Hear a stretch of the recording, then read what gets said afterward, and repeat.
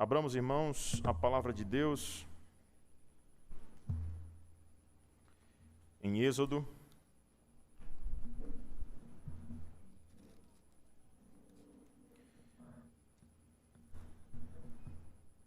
Êxodo, capítulo de número 4, a partir do verso 18, eu vou até o 5, mesmo não lendo cada versículo. É um texto grande, mas até para tentar condensar assim as exposições, não ficarem tão prolongadas. Segundo ao livro de Êxodo, capítulo de número 4, a partir do verso 18, nós estamos expondo esse texto, até me confundi pela manhã. No próximo sábado ainda é mais uma exposição de Êxodo, porque são 3 Êxodo e 1 Salmo. 3 Êxodo e 1 Salmo. Esse aqui é o segundo, depois do Salmo primeiro que nós estudamos. Aí vamos estudar o próximo sermão e em seguida um Salmo. Diz assim a palavra de Deus a partir do verso 18 de Êxodo, capítulo 4. Saindo Moisés, voltou para Jetro, seu sogro, e lhe disse: deixa-me ir voltar a meus irmãos que estão no Egito para ver se ainda vivem. Disse-lhe Jetro: vai-te em paz.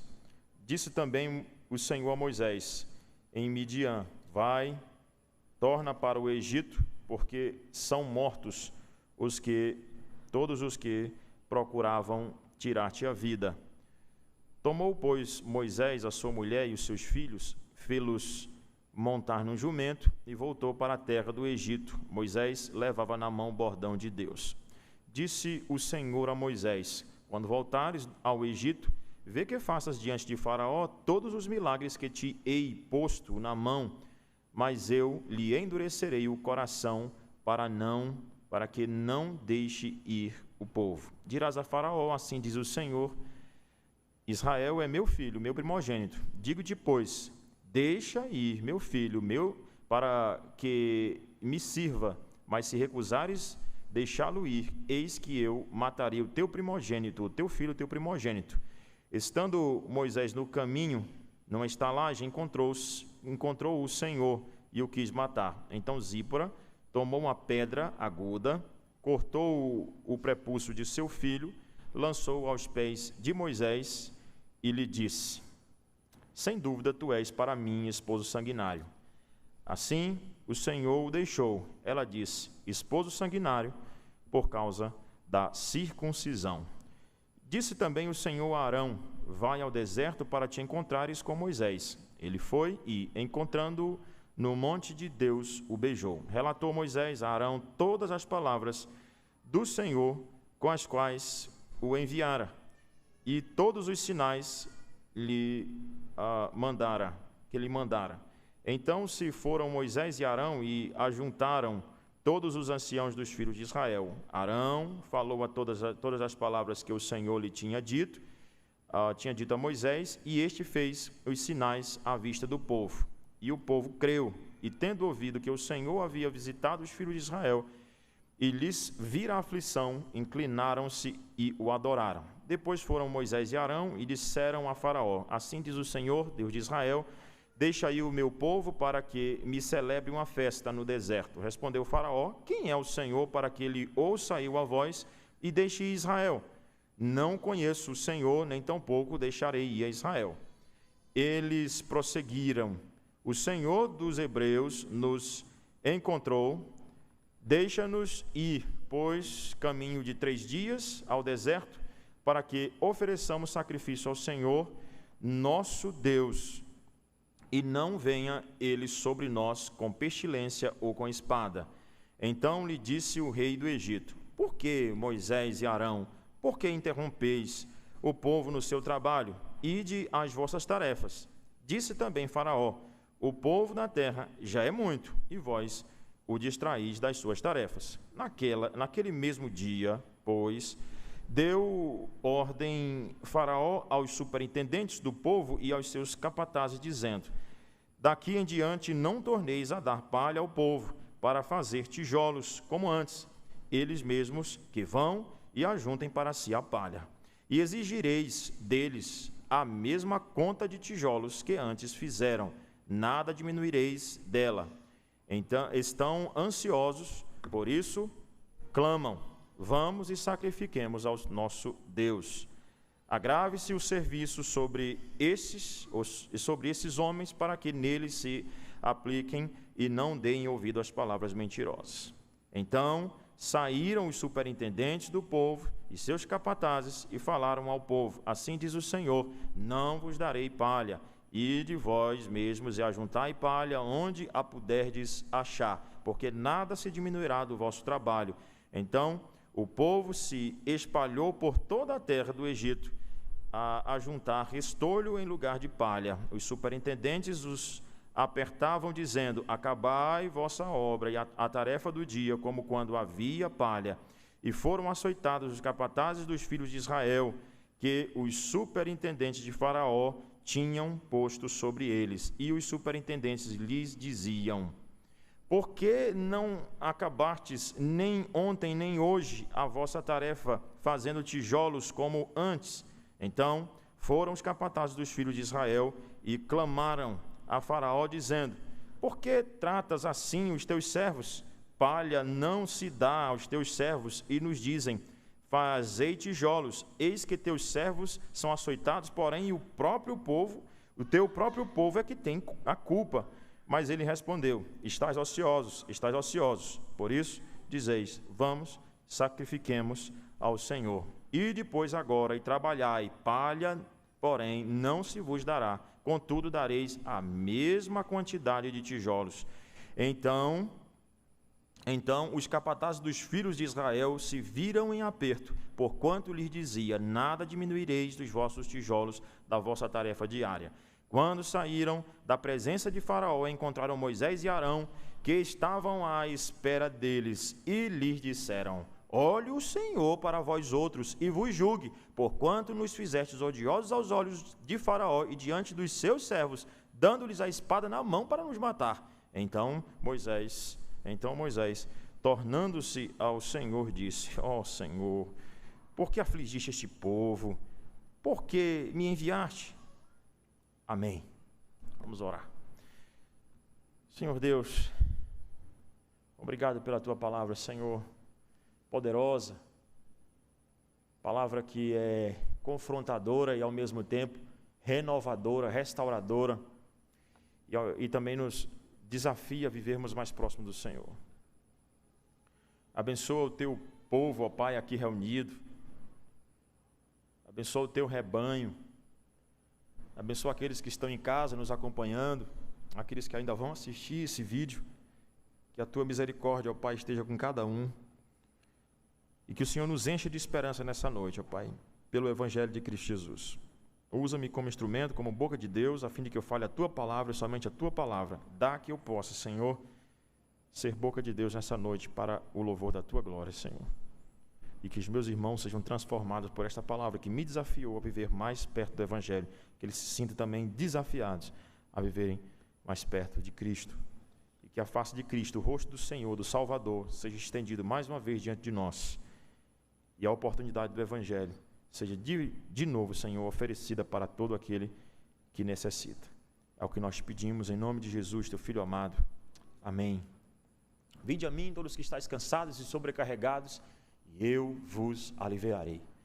Essas são as palavras do próprio Cristo Jesus, convidando todos aqueles que estão cansados, e obviamente isso não envolve um cansaço físico, como é o caso, por exemplo, do livro que nós estamos estudando, Caído, mas não derrotado. Uma palavra para aqueles que estão abatidos, para aqueles que estão desanimados, para aqueles que de alguma maneira se encontram tristes, depressivos, por alguma questão que eles tenham enfrentado em sua vida. Não somente Cristo é a solução para isso, nós temos visto, mas sobretudo, irmãos, Cristo Jesus é a solução para o nosso cansaço espiritual. Nosso cansaço espiritual, ele é oriundo do pecado. O nosso cansaço espiritual, ele é oriundo da desobediência a Deus, porque existe desobediência, então existe cansaço espiritual. Por isso que a palavra de Deus em Isaías é: os que confiam no Senhor, correm e não se cansam, caminham e não se fatigam. Deus nos salva de todo tipo de cansaço, sobretudo do cansaço espiritual. Como ele faz isso? Ele faz isso de maneira soberana, poderosa. Foi isso que nós vimos hoje pela manhã. Quem Deus é? Ele é soberano, autoritativo. E tudo que ele faz no sentido de nos salvar, dá certo. Deus nos salva pela graça, amém? Deus nos chama pela graça. Ele nos chama para viver uma vida próxima dele. Ele nos libertou do império das trevas e nos trouxe para o reino do seu Filho amado Jesus Cristo. Agora, meus irmãos, isso tem um outro lado. A salvação é pela graça. Entretanto, existe responsabilidades dentro disso. Porque ainda que a salvação soberana de Deus seja oferecida graciosamente, existem responsabilidades que nós precisamos exercer ou cumprir, executar, porque existe um preço da confiança na soberana e salvadora, ou salvadora soberania de Deus. Existe uma exigência para todo aquele que crê na soberana salvação de Deus.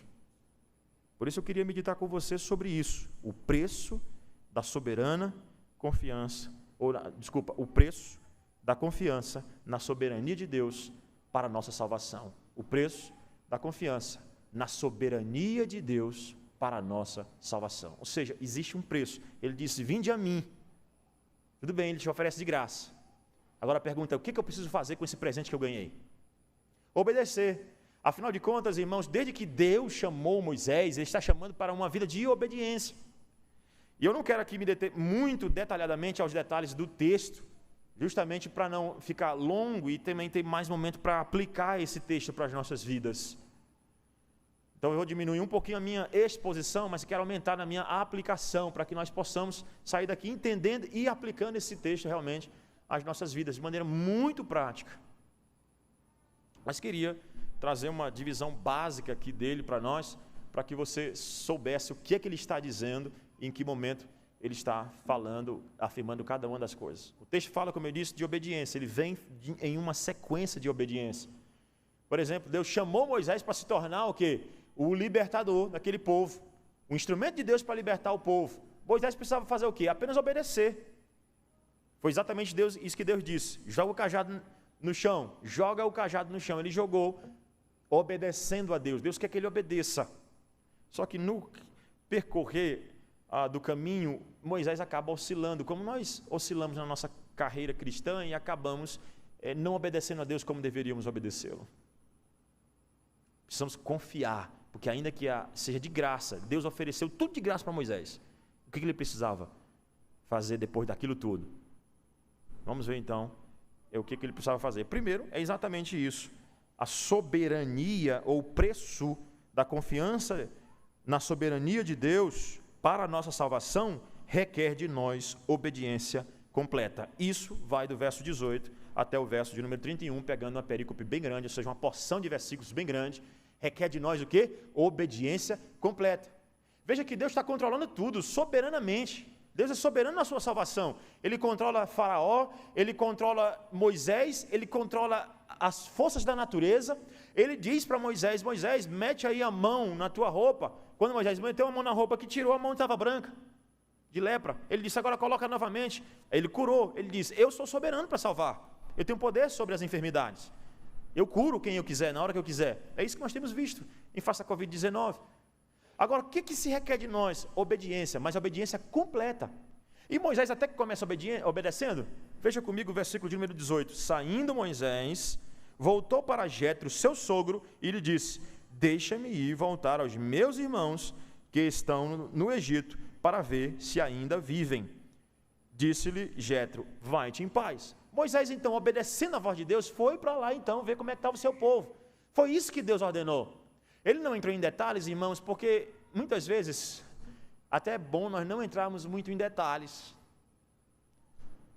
Claro que em relação aos projetos de Deus, ele precisava entrar em detalhes em relação a Israel, não em relação ao seu sogro imediatamente. Ele não foi ignorante com ele em nenhum momento, prestou contas e disse, me deixa voltar então ao meu povo, a Israel, e assim falar as palavras do Senhor para ele.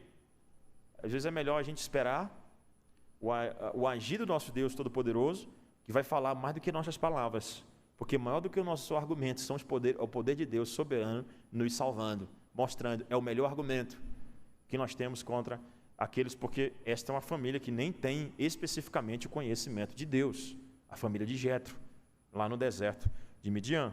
Aí ele então disse assim, né, deixa-me ir, voltar ao meu povo. E ele disse, vai-te em paz. Versículo 19, disse também o Senhor a Moisés em Midian. Ele disse o que ainda para ele? Vai, torna para o Egito, porque são mortos todos os que procuram tirar-te a vida. Ele disse, vai para o Egito, e lá está o povo de Deus. E Moisés vai obedecer, versículo de número 20, vai dizer o seguinte, tomou, pois, Moisés a sua mulher e os seus filhos, fê-los montar num jumento e voltou para a terra do Egito. Moisés levava na mão o cajado, o bordão de Deus. Então Moisés obedece, pega a sua família, né, pega os seus filhos, ou o seu filho, ele coloca ali, todo mundo no jumento, todo mundo pronto para ir embora, obedecendo ao Senhor. Se Deus mandou, nós precisamos obedecer. Deus é soberano, gracioso, mas eu preciso fazer a minha responsabilidade, eu preciso obedecer a Deus. Só que antes dele ir, Deus disse assim para ele, disse o Senhor a Moisés, quando voltares ao Egito, lembra-se de fazer tudo aquilo que eu mandei você fazer, todos os sinais, todos os milagres que eu te ordenei. O versículo 22 diz, dirás a Faraó, assim diz o Senhor, a Israel é o meu primogênito, deixa aí o meu filho, porque se você não deixar aí meu filho, eu vou matar o teu. Até aqui, irmãos, o que nós acreditamos? Que Moisés está em obediência completa a Deus. Mas não. O texto agora vai mostrar que mesmo Deus sendo soberano e misericordioso para com Moisés, tinha uma coisa que ele não tinha feito. Verso de número 24. Estando Moisés no caminho, numa estalagem, encontrou-o e o Senhor o quis matar. Né? Encontrou o Senhor e o quis matar. Então, Zípora tomou uma pedra aguda, cortou o prepúcio, né, de seu filho, lançou aos pés de Moisés e disse, sem dúvida tu és para mim esposo sanguinário. Sem dúvida tu és para mim esposo sanguinário.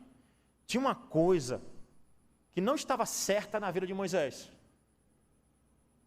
É que Deus tinha feito lá atrás um pacto com Abraão, o povo de Israel, de onde saiu o povo de Israel, o povo da aliança. E disse que todo homem, todo macho, com 8 dias de nascido, deveria ser o quê? Circuncidado.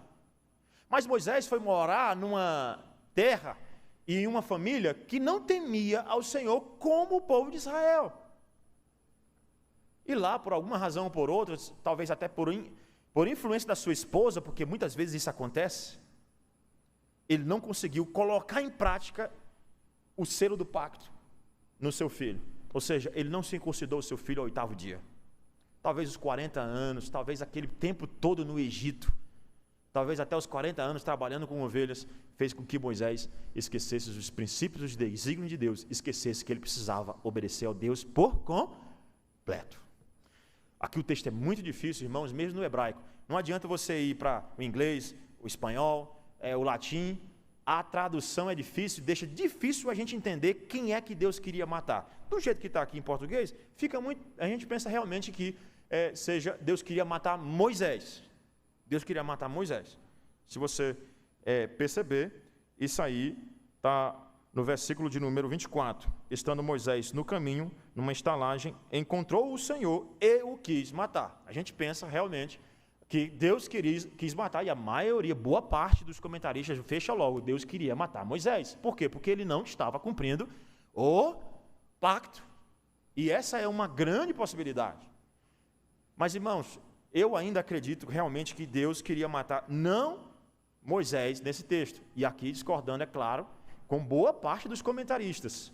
E tem um grupo menor que acredita que Deus queria matar o filho de Moisés. Não é que Deus queria matar exatamente o próprio Moisés, mas queria matar o seu filho. Até porque a promessa é que, lá em Gênesis 17, é que aquele que não fosse circuncidado seria cortado do meu povo. quebrou a minha aliança. E aqui Deus está falando de primogênitos, inclusive o primogênito do filho de Faraó. Mas essa não é a questão para a gente ficar debatendo aqui. Pode ser realmente que ele queira matar Moisés, pode ser que ele queira matar o filho, como eu acredito que fosse. Mas a lição, irmãos, é que ele deveria obedecer de qualquer maneira. Se for a Moisés, Deus estava prestes a tirar aquele homem que ele mesmo chamou para ser o libertador do povo, que Deus conversou com ele, todo aquele debate e tudo, Deus disse, vai tudo por água abaixo, porque você não está obedecendo, eu vou lhe matar. E se fosse o filho dele, Deus disse, olha, aquilo que eu vou fazer lá fora, para os desobedientes, porque quando eu disser para Faraó, liberta meu povo, se ele não libertar, eu vou matar o filho dele, também matarei o teu filho, se você não me obedecer. Acredito que isso faz mais jus ao texto. Parece fazer mais sentido dentro do texto como um todo. Mas como eu disse, não quero entrar aqui em querelas nem em debates acerca desse assunto, mas tirar a aplicação. Deus exige obediência perfeita de nós. Deus exige, irmãos, Deus te deu o filho de graça. Você não fez nada do ponto de vista de poder para conseguir fazer isso. Porque ter um filho é milagre. É um milagre de Deus. A cada criança que nasce é um milagre. É graça de Deus. Mas não adianta só você receber pela graça. Você precisa criar o filho nos retos caminhos do Senhor. Inclusive, incluí-lo no pacto da graça. Para que ele receba o selo da graça. Há, infelizmente, uma má compreensão disso entre algumas pessoas ainda hoje, que criança não faz parte do pacto. Razão pela qual só batizam as crianças quando ela completa a idade adulta. Sendo que desde o Antigo Testamento, elas eram incluídas com 8 dias de nascido, recebendo aquilo que Paulo chamou de selo de justiça da fé. Sem ter fé, ela recebia o selo de justiça da fé. Sem ter fé, criança recebia com 8 dias de nascido. Que fé que uma criança tem? Paulo disse que o mesmo selo que o seu pai, Abraão, recebeu, o seu filho também recebeu, Isaque. E pasmem, o primeiro a receber o pacto, o selo do pacto, não é Isaque, é Ismael. Aquele que Deus disse, esse aqui não tem uma aliança com ele não, mas vai ser circuncidado. Esse aqui. E Abraão, o pai da fé, ainda oscilou, razão pela qual o filho de Deus disse, o nome vai ser Isaque, que significa risada. Você não riu? Sara riu no coração. Então vai ser risada. Mas ao mesmo tempo, o nome Isaque significa alegria. Para lembrar duas coisas. Você zombou do Senhor, mas Deus foi misericordioso para contigo. Te deu um filho de graça. Agora administra ele no pacto. Não adianta receber de graça. Precisa encaminhar bem as coisas, porque a soberana salvação de Deus exige de nós o quê? Obediência. Segunda coisa, irmãos, e aí claramente você percebe que eles obedecem. Versículo 31 eles dizem, né? Versículo 30 diz o seguinte: Arão falou todas as palavras que o Senhor tinha dito. Obedeceu Moisés, e este fez os sinais diante do povo, fez tudo, e no verso 31 diz que o povo creu, porque Deus já tinha dito lá atrás que o povo ia crer, né? Versículo 18, veja comigo do capítulo 3, e ouvirão a tua voz, e irás com os anciãos de Israel ao rei do Egito. Então Deus já tinha dito, veja que é Deus soberano, é a soberana salvação de Deus. Então eu creio na soberana salvação de Deus. Então o que exige de mim? Obediência. Mas a segunda coisa que se exige de mim, está aí no capítulo 5, versículos de 1 a 5, exige de mim dedicação. Deus me salva de graça, soberanamente, mas exige de quê? De mim? Dedicação. Olha comigo, versículo de número 5, versículo 1 do capítulo 5, diz assim: Depois foram Moisés e Arão e disseram a Faraó: Assim diz o Senhor, Deus de Israel, deixa aí o meu povo, para que me celebre uma festa no deserto. Então, era para ser liberto pela graça, poder de Deus, mas era para fazer um serviço para Deus, celebrar uma festa. Né? O povo deveria cultuar a Deus, adorar ao Senhor. Versículo de número 2 diz o seguinte: respondeu o faraó: quem é o Senhor para que lhe ouça eu a voz e deixe ir a Israel? Claramente Deus diz o seguinte: eu vou libertar vocês, vai ser pela graça, mas eu exijo de vocês dedicação. E eu quero que esse povo celebre para mim uma festa. Eu quero dar descanso para o meu povo, para eles celebrarem para mim uma festa. Dediquem culto a mim. Versículo de número 3. Eles prosseguiram: o Deus dos hebreus nos encontrou, deixa-nos ir, pois caminho de 3 dias ao deserto para que ofereçamos o quê? Sacrifício. Exige dedicação, porque não era para ser liberto para ficar de braços cruzados. Era para ser liberto para quê? Para festejar ao Senhor um culto, um sacrifício a Deus no deserto, para que ofereçamos sacrifícios ao Senhor nosso Deus e não venha ele sobre nós com pestilência ou com espada. E que nós precisamos fazer isso, por quê? Porque Deus, ao mesmo tempo que Ele é soberano, Ele pode vir com pestilência. Ele é misericordioso, mas Ele pode vir com pestilência se nós não celebrarmos a festa que Ele tanto ordena que nós celebremos. Então, irmãos, a confiança na soberana salvação de Deus exige de mim obediência, mas exige de mim também dedicação. Ele vai me libertar, Ele quer me libertar, mas eu preciso dedicar uma vida a Ele. Eu preciso dedicar sacrifício a Ele. Eu preciso adorar a Ele. Para que Deus me liberta? Paulo vai dizer isso muito claro, né? Lá em Efésios, que Ele nos libertou para as obras para as quais Ele de antemão preparou para que andássemos nelas. E não para não fazermos nada. Tem gente que diz o seguinte: Deus me salvou pela graça. Está tudo ok, pastor. Mas veja, isso exige o quê? Dedicação. De quem em especial? Sua. Mas de todos aqueles seres humanos que estão ao meu redor. Inclusive do Estado, que tem que me liberar para que eu também tenha o meu momento de quê? De adoração. Porque eu não adoro o Estado.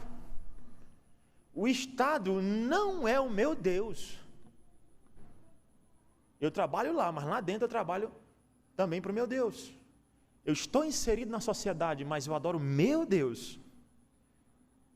E eu oro para que, inclusive, eu tenha liberdade de, no dia do Senhor, estar na casa do Senhor, adorando a Deus, quando muitas vezes nós somos impedidos disso. Mas tem gente que não crê em Deus, por isso não crê em celebrar um culto a Deus. Está aí, o faraó é claro em dizer no versículo 2, quem é o Senhor? Uma pergunta óbvia, que inclusive Moisés disse: Senhor, quando me perguntarem quem enviou, quem eu direi? É óbvio que essa é uma pergunta, um questionamento válido. Quem é Deus? Entretanto, e é o que o mundo muitas vezes diz: quem é Deus? Para nós, né? Quem é Deus? A gente diz o seguinte: eu queria que o Enem não fosse no domingo, porque inclusive os adventistas já conseguiram tirar do sábado. Eu queria que não fosse domingo, para que no domingo eu estivesse na igreja, na minha escola dominical e no culto à noite celebrando ao meu Deus. Porque Ele não me libertou somente por me libertar, mas Ele me libertou para que eu tivesse também sacrifício, eu fizesse sacrifício a Ele, eu cultuasse a Ele. Mas qual é o dia da semana que acontecem todos os concursos hoje e os Enems? Exatamente no dia do Senhor. Ah, pastor, mas o mundo não entende isso. Exatamente isso. Faraó não entendeu. É exatamente isso, perfeito. Mas o que me estranha não é Faraó não entender, é nós não entendermos. Que esse dia é importante para nós, que celebrar essa festa aqui é importante para nós. Porque a Páscoa pode ver, e nós vamos chegar lá em Êxodo capítulo 12, era celebrada no primeiro dia da semana. No primeiro dia da semana, de tal maneira que o ano para Israel começa a partir dali. É com essa base que nós falamos de celebração do dia do Senhor no domingo, que já era tipificada desde o Antigo Testamento. Então, irmãos, exige dedicação. Mais uma vez, eu até entendo que o mundo não entenda isso, mas eu pergunto para você, você entende a importância de celebrar uma festa ao Senhor? O faraó não entende, o mundo não entende. Quando você dizer o seguinte, eu tenho que descansar no dia do Senhor, eu tenho um Shabat para poder descansar, porque Shabat não significa sétimo dia, de jeito nenhum. Shabat significa descanso. E é exatamente isso que nós fazemos, descansamos.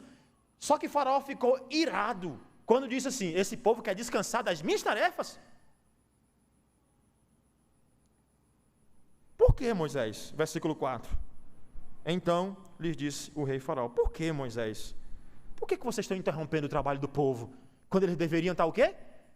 Trabalhando, vocês estão dizendo, falando de um descanso, de uma festa, de um culto, de uma celebração. Por que, Moisés?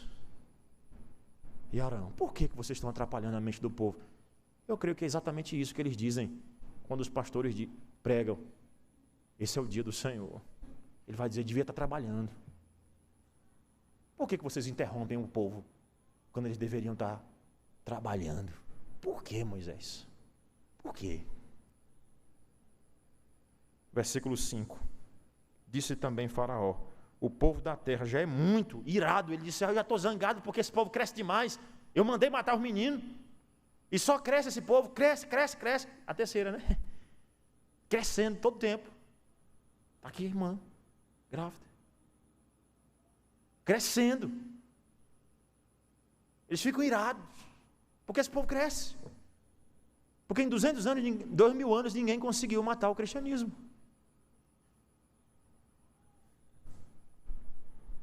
Eles não conseguem, ele está só crescendo e você ainda vem atrapalhar. Terceira coisa, versículo 6. Essa crença na soberana salvação de Deus, ela pode exigir de nós também um trabalho ainda mais intenso por causa da confiança em Deus. Veja comigo o que acontece, versículo 6. Naquele mesmo dia, pois, deu ordem Faraó aos superintendentes do povo e aos seus capatazes, dizendo, daqui em diante, não torneis a dar palha. Eles faziam tijolos com palha, eles misturavam a massa do tijolo, né, a argila ali, com a palha, né, para dar mais consistência, para dar mais força, né, ao tijolo daquele período, para ele ter mais resistência e uma certa flexibilidade ao mesmo tempo. E aí, essa é uma técnica daquele período. Ele diz o seguinte, não vai mais dar palha, vocês vão ter que agora, atrás da palha, e fazer a mesma quantidade de tijolos. Porque antes tinha palha, agora não tem mais. Espera aí, eles obedeceram a Deus, Moisés pelo menos, né? Porque primeiro Deus trabalha o coração de Moisés, capítulo 4, quando chega no capítulo 5, Deus vai trabalhar o coração do povo de Israel. Para que eles obedeçam a Deus de coração. E aí então, quando chega aqui, o povo ficou feliz, está aí no versículo 31, o povo creu em Deus, o povo creu que Deus estava agindo em favor deles. Eu digo o versículo 31 no capítulo 4. E aí então, irmãos, você tem aqui, claramente, Moisés fala para o povo crê. E qual é o preço disso? Trabalho. Pastor, a gente foi falar de um dia de descanso, pois foi para aumentar o trabalho. A gente foi falar, foi um dia de culto, o pessoal aumentou o nosso trabalho, aumentou foi os concursos. Naquele dia, aumentaram-se. Porque é exatamente isso, irmãos. Que quando a gente obedece a Deus, não quer dizer que a gente não vai sofrer, não. Na verdade, é quando nós obedecemos a Deus que a coisa começa a apertar. É quando nós dedicamos a Deus adoração, que inclusive eu posso vir à casa de Deus e pegar até Covid. Eu não quero que isso aconteça. Mas essa é uma possibilidade. Porque não há garantias de que você não vai pegar Covid aqui dentro. A garantia é que você veio adorar a Deus. Você veio cultuar a Deus. Somente essa. E de que esse Deus a quem você cultua é poderoso para te dar não somente essa vida, mas uma vida eterna. É por isso que nós dedicamos a Ele. Nós confiamos mais nele do que em qualquer outra coisa. Do que em qualquer outra coisa. E o versículo de número 8, ele diz que eles vão exigir a mesma coisa. Por quê? Porque eles achavam que eles estavam ociosos. Porque, afinal de contas, falar de um dia em que você para de trabalhar e dedica a Deus, isso é coisa de preguiçoso, pastor. Porque igreja, para alguns, é coisa de, não tem o que fazer não. É isso. Você está perdendo tempo. Para alguns, é exatamente isso. Perda de tempo. Aí ele diz, agrave-se o serviço, e exatamente esse é meu ponto, pode incorrer em mais trabalho. Você confiar em Deus pode incorrer em muito mais dificuldade. Você confiou em Deus, confiou na celebração, no culto a Deus, e isso foi um preço maior. Ele diz, agrave-se o serviço sobre esses homens, para que neles se apliquem e não deem ouvidos a palavras, o quê? Mentirosas, porque Faraó não conhecia Deus. Para ele, o povo de Deus, Moisés, aquele povo ali, era tudo um bando de mentirosos. É exatamente assim que nós somos vistos, irmãos. Trabalhamos com engodo, são mentirosos, os crentes são mentirosos. Eles prometem coisas que não existem, céu não existe. É pela fé mesmo que nós cremos que o céu existe, irmãos. E é também só pela fé que entra no céu. Os que não têm fé vão para o inferno. Obviamente. O inferno existe e é uma realidade clara na Bíblia. Ainda que muitos não queiram que seja. Mas é uma realidade clara. E aí então, o versículo 10 diz, então saíram os superintendentes, foram lá e disseram exatamente tudo isso. Versículo 11, ide vós mesmos e ajuntai a palha, ele deu a ordem, e quando eles estavam sofrendo, versículo 14, e foram açoitados os capatazes dos filhos de Israel, que os superintendentes de Faraó tinham posto sobre eles, e os superintendentes lhes diziam, por que vocês não estão fazendo o mesmo trabalho de antes, quando tinha palha? Então pode sim, irmão, incorrer. Agora, nesses últimos versículos, do verso 15, e aí eu vou até o verso 23, vou até o 23 e no próximo sermão eu volto um pouquinho do 22 em diante. Quando eu olho para cá, também eu percebo que é necessário entender os projetos de Deus. Eu creio na soberania, pois isso exige de mim algo. O entendimento dos projetos de Deus. O entendimento de que Ele está trabalhando, de que Ele está por trás disso tudo, porque crer na soberania não é só dizer que crê na soberania, mas exige de nós entendimento de que Deus trabalha por trás disso tudo. O povo aqui não entendeu. Então foram os capatazes, eles foram até Faraó. Eles foram exatamente para quem? Para Faraó. Exatamente para Faraó. Eles foram açoitados, eles sofreram apertos, e a primeira solução que eles viram foi Faraó. Eles foram a Faraó, o versículo de número 15 diz assim, então foram os capatazes dos filhos de Israel e clamaram a Faraó dizendo, por que tratas assim os teus servos? Palha não se dá aos teus servos, e nos dizem, fazei os mesmos tijolos, mas a culpa é de vocês, porque nós não estamos conseguindo fazer as duas coisas. Tem misericórdia de nós. E aí eu gosto de um comentarista que diz algo mais ou menos assim, Satanás às vezes parece amigável para nós, quando aceitamos o seu senhorio. Mas, quando começamos a ser livres em Jesus, ele muitas vezes tentará dificultar a vida para nós. Então, o diabo, ele se mostra como nosso amigo, como o Faraó se mostrou amigo do povo, enquanto, amigo entre aspas, tá? Enquanto o povo estava lá fazendo tudo que ele queria. Quando o povo disse, queremos celebrar, ou seja, o povo disse assim, eu quero ser livre para adorar a Deus. Então o diabo mostra quem de fato ele é. Ele começa a dificultar as coisas. O diabo não é amigo de ninguém, irmãos. O diabo não está do seu lado para te ajudar. Ele está aí apenas para complicar a sua vida. Não confie nele. O diabo é mentiroso. Ele é o inimigo das nossas almas. Não confie no diabo. Porque alguns preferem ouvir a voz do diabo. E às vezes vem, como disse o apóstolo Paulo, em anjo de luz. E aí então, irmãos, agrava-se, dificulta a situação para eles. Eles vão a Faraó, procuram a Faraó.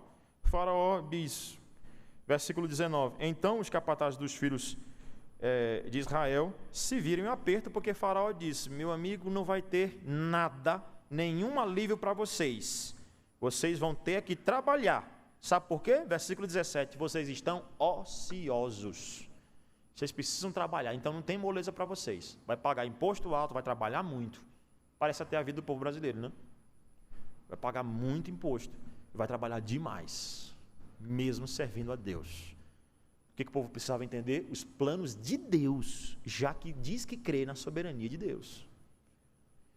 Versículo de número 20 diz o seguinte, quando saíram dali, né, da presença de Faraó, então eles se encontraram com Moisés e Arão e lhe disseram, olhe o Senhor para vós outros, e vos julgue por quanto nos fizeste odiosos aos egípcios.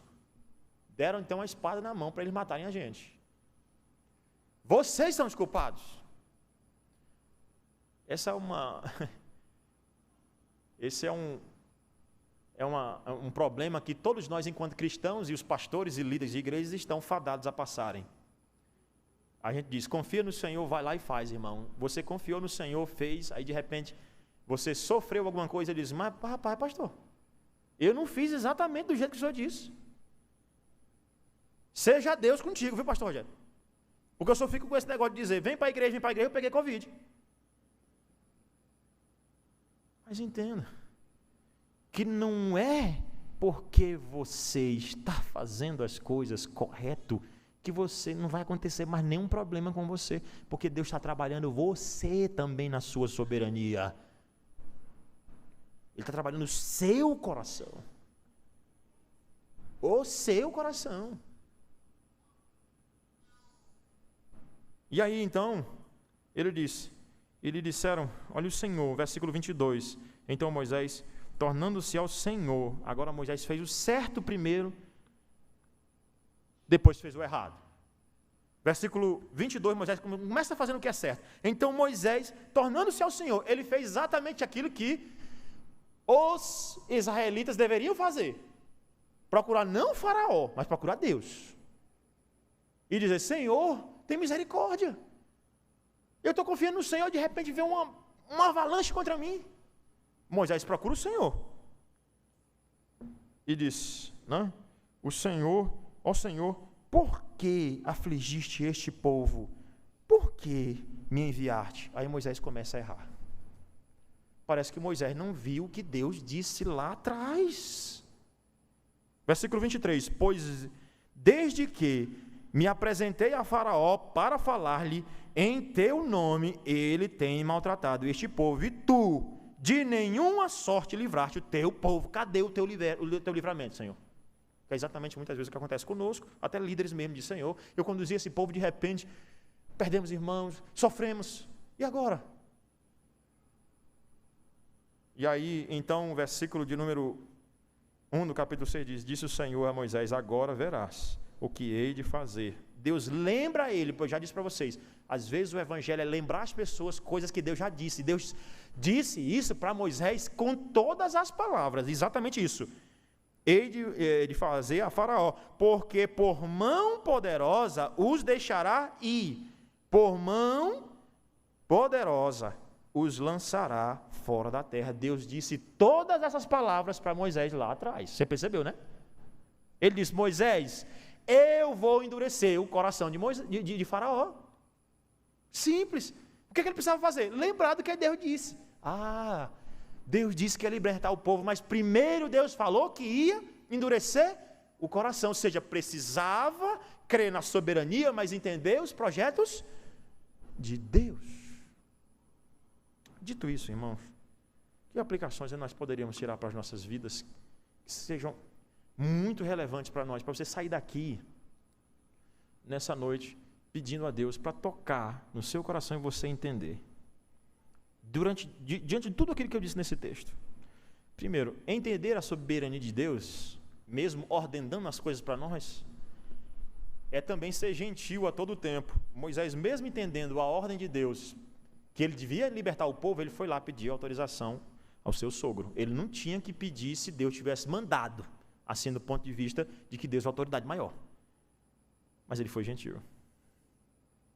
Às vezes a gente tem uma coisa que a gente sabe que Deus mandou falar, e até a pregação pode ser isso, Deus mandou falar. Você não precisa arrebentar o povo por causa disso. Você pode ser gentil.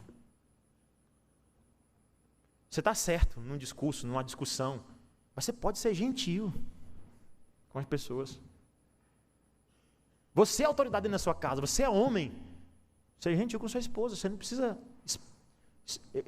falar nenhum impropério para ela. E muito menos machucá-la. Seja gentil. E até uma aplicação para nós que somos casados. Sejamos gentios com as nossas sogras e com os nossos sogros. Não é? Mesmo que estejamos certos. Amém. Segunda coisa, é que, veja, irmãos, eu olho para esse texto aqui e vejo que Deus é gracioso em nos dar vários presentes, e falei isso até lá no chá de fraldas da Rebeca. Filha, presente de Deus. É graça de Deus para nós. Filho é a misericórdia de Deus para as nossas vidas. Amém. Amém. Eita, rapaz. Amém, né? Filho é bênção de Deus para nós. Entretanto, não é só receber a bênção. Porque quando você recebe a bênção, você precisa cuidar da bênção. Porque senão ela pode se tornar uma maldição. Ela pode se tornar uma maldição, potencial para isso. Recebi um carro, pastor, de graça. Pois cuide dele. Faça a revisão dele. Porque se você não fizer, ele vai quebrar mais cedo ou mais tarde. Quando nós recebemos o ofício, você é um presbítero, você é um diácono, você é um membro da igreja, graças a Deus, agora cuide desse seu ofício, dessa sua função, desse seu papel, assim como Moisés precisava cumprir, porque se você não cumprir, Deus pode punir você, ou a sua própria casa, como foi o caso de Moisés. E aí até você tem a dureza de Zípora aqui, a dureza do coração dela, porque acreditamos que a dificuldade, talvez realmente há um indício muito grande, é de que realmente venha pelo fato de Zípora não entender os princípios de Deus, de que o seu filho precisava ser dedicado a Deus. Foi só então quando ela disse, ela cortou a carne do prepúcio do rapaz. Você imagina, né? Que doía. Devia ser doloroso mesmo, ainda mais que ela pegou com uma pedra pontiaguda e ela cortou. E disse, certamente tu és para mim esposo sanguinário. E o texto é claro em dizer que ela disse isso por causa da circuncisão. Porque a circuncisão envolve sangue, derramamento de sangue, o que nos faz lembrar o Redentor, o Salvador, Jesus Cristo. É por isso claramente que você vai ver isso em Colossenses 2, versículo 11. Em Cristo nós fomos circuncidados. Por isso que nós não circuncidamos mais. Porque o versículo depois de Colossenses 11 é o 12. Em Cristo nós fomos batizados também. Ou seja, a circuncisão ela é substituída pelo batismo. Por isso que antes se entregava uma criança para a circuncisão, agora se entrega para o batismo. E se você entende que o povo de Israel é o mesmo povo de Deus no Novo Testamento, que não há nenhum privilégio para Israel, nesse sentido, porque Cristo que salva, basta você ler Romanos capítulo 9, se você tem dúvida de que Israel não é especial no sentido de que Cristo não salvou ele de maneira especial, mas o mesmo Cristo que salvou lá, salva aqui, leia Romanos capítulo 9. Leia Romanos capítulo 8, capítulo 9. Que ele vai mostrar que não são os de sangue, da carne que são filhos de Abraão, mas os da fé. Os que creem em Cristo Jesus. Gente que não entende isso, ou está lá até hoje, no Muro das Lamentações, o dia inteiro. Até crente que vai para lá, vai fazer oração no Muro das Lamentações. Porque ainda acha que aquele pedaço, o antigo lugar de adoração do povo de Deus, seja um lugar especial. Quando Cristo claramente disse para a mulher samaritana, nem aqui nem lá, mas nós vamos adorar. Deus procura adoradores que o adorem em espírito e em verdade. Não é nem aqui e nem lá. É o povo de Deus reunido, em qualquer lugar da face da terra. Outra coisa, irmãos, para nós sairmos daqui. Quando eu olho para esse texto, eu também vejo a opressão de um povo que segue a Deus na questão do trabalho, questões trabalhistas. E você, não sei se você acompanha a questão da reforma da Previdência, essa discussão. Se você não acompanha, é bom você acompanhar. Porque às vezes a gente está lutando por um direito que a gente nem sabe qual é. Não é verdade? A gente não sabe nem o que é. Rapaz, eu sou contra a reforma da Previdência. Você sabe o que é? Não sei não, eu sou contra. Faz sentido. Sou a favor. E o que é? Não sei. Eu também não sou professor disso. Procuro me inteirar um pouco, mas não tenho um conhecimento profundo disso. Mas acho que é importante a gente se inteirar desse aspecto. Porque, sabe, irmãos, onde é que nós procuramos sempre, e a nossa esperança de direitos trabalhistas sempre está no Estado, sempre está em pessoas. E aqui eu não estou anulando o fato de nós irmos atrás dos nossos direitos quando eles forem cerceados, usando a lei de Deus, inclusive. Não estou anulando isso. Mas eu quero dizer para você que não espere desse mundo que você vai viver em paz, que você vai viver, que eles não vão te perseguir, que não vai estar, que eles vão te dar um salário justo, que vai estar tudo uma sociedade justa e igualitária. Não vai ter. A não ser que haja uma conversão de todo mundo. Que eu acredito que não vai ocorrer. Porque sempre foi mostrado que há um povo convertido e outro não. Sempre foi.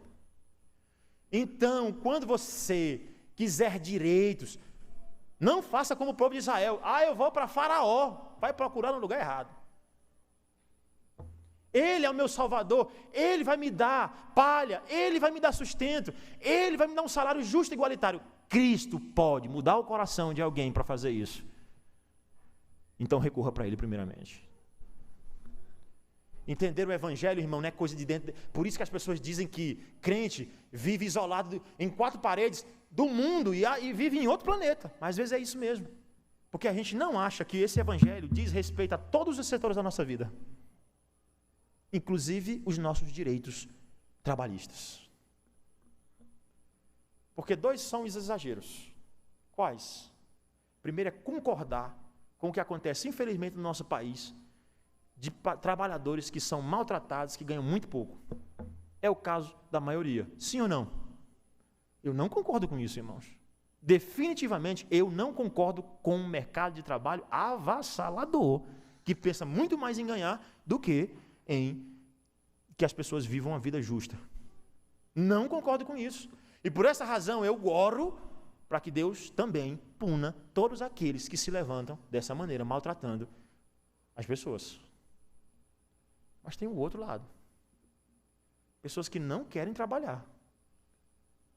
Que não querem 6 dias de trabalho e 1 de descanso. Querem 6 de descanso e pouco de trabalho. É exatamente isso, infelizmente. As revoltas que nós vemos hoje, infelizmente, é pessoas que não querem trabalhar. Por isso, sabe muito bem que não pode recorrer para Deus, porque se recorrer, está lá. O preguiçoso é melhor que não coma. E a Bíblia claramente diz: o trabalhador é digno do seu salário.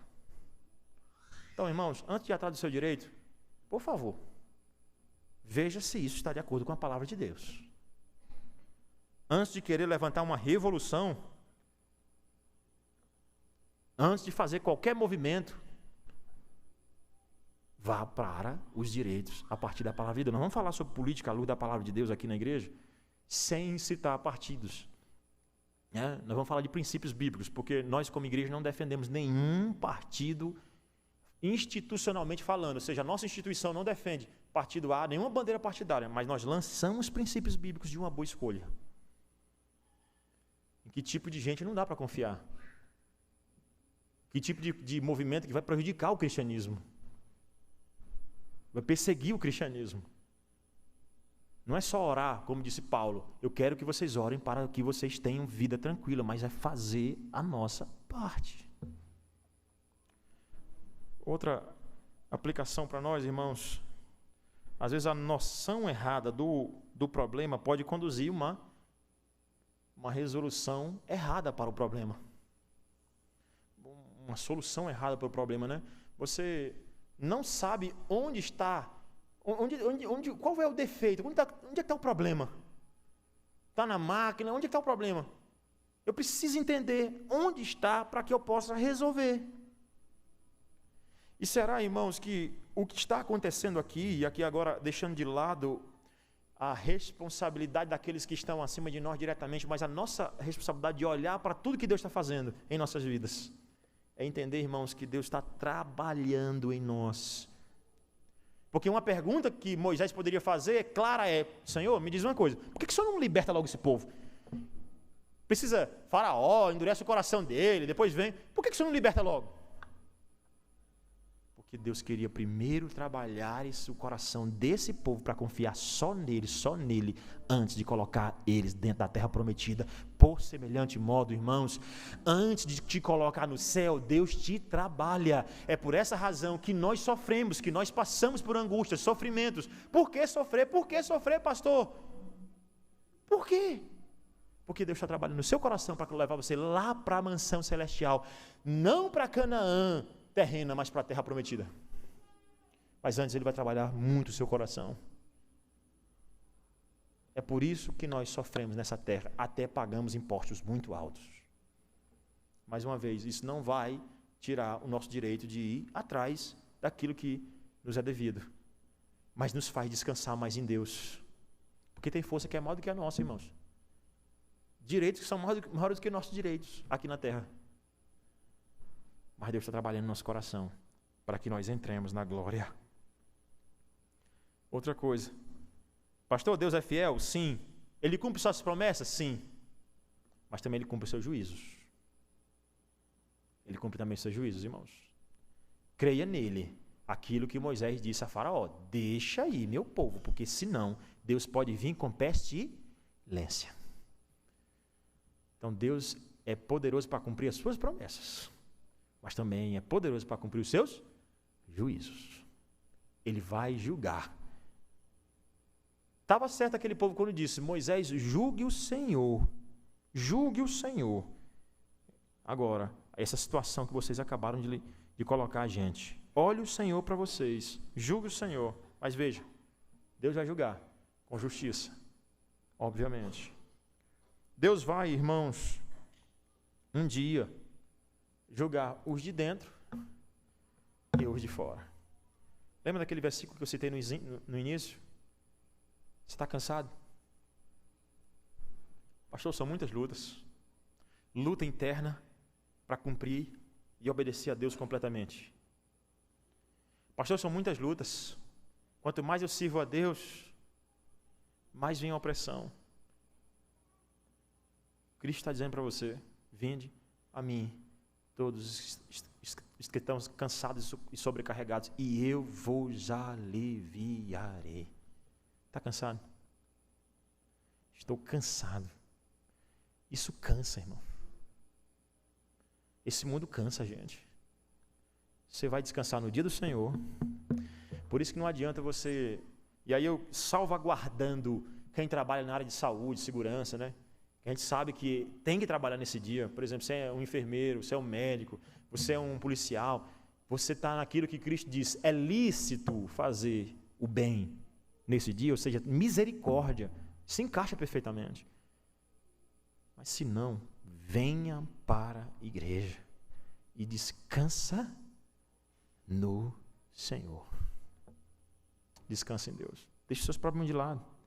Você entra aqui, ora a Deus, descansa somente nele. Quantas coisas aconteceram com você essa semana? Quantos problemas você enfrentou? Foram poucos?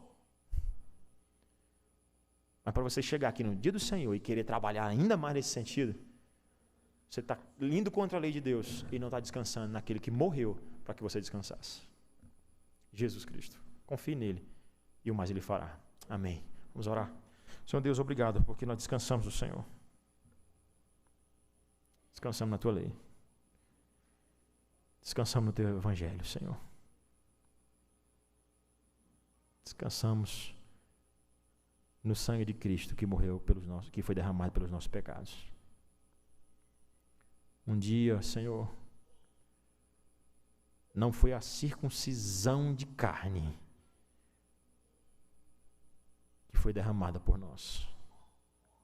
Foi o sangue do Cordeiro de Deus que tirou o pecado do mundo.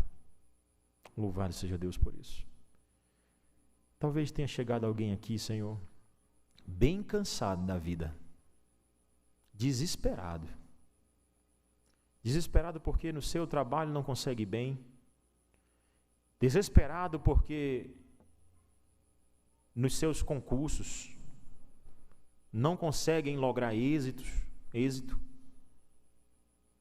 No seu casamento não consegue viver bem. Por mais que ore, que leia a Bíblia. Que essas pessoas possam te procurar ainda hoje, Senhor. E possam encontrar no Senhor descanso para a sua alma. Eu quero te pedir, Senhor, porque muita gente às vezes não tem coragem de falar, tem medo de falar, mas que elas venham falar pelo menos para Jesus Cristo hoje, em oração, e dizer: Senhor, eu quero descansar em Ti, eu quero repousar no Senhor, eu estou cansado, estou abatido. Que o Senhor venha levantar o rosto dessas pessoas, que o Senhor venha animá-los com aquela palavra que o Senhor diz: veja como a minha mão é forte e como eu sou poderoso para destruir gigantes. Como eu sou poderoso para abalar a terra. Como eu sou poderoso para cessar o mal. Abençoa, Senhor, aqueles que estão cansados do trabalho, que não tem tempo mais para nada. Aquelas pessoas que estão tão fadigadas, que na hora de dormir não conseguem nem dormir porque estão tão cansados do dia, é muita tarefa. Que no Senhor elas possam encontrar princípios para organizarem a sua vida, Senhor. É o que nós te pedimos nessa noite, para que esse evangelho não volte vazio, mas que ele, a começar em mim, ó Pai, transforme a todos nós, em nome de Jesus. Amém.